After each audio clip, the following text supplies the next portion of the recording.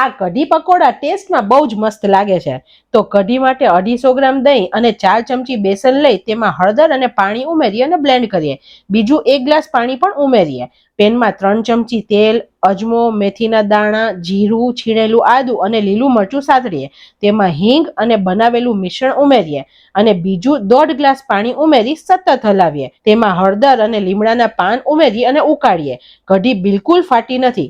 તેમાં મીઠું ઉમેરી અને ઉકળવા દઈએ। પકોડા માટે 1 કપ બેસનને ચાળી લઈએ।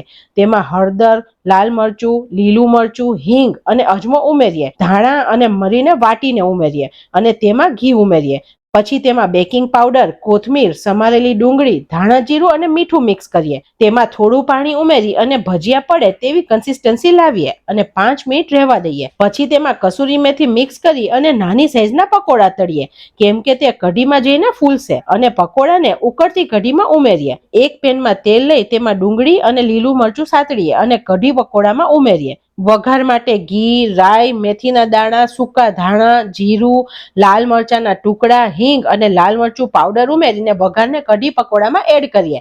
આ ચાખતા જ બધાને મજા આવી જશે। તમે પણ ઘરે બનાવજો।